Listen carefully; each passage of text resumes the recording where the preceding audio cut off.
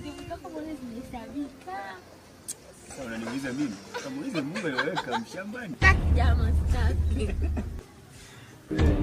Kila ninayemwambia anafanya jasikia, siri yangu anapuzia, siri yangu.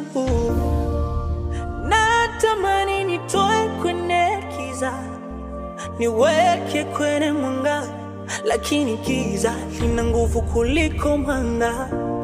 Yani nimwambie nani, nimueleze nani, atake niamini nani kwenye maisha yangu?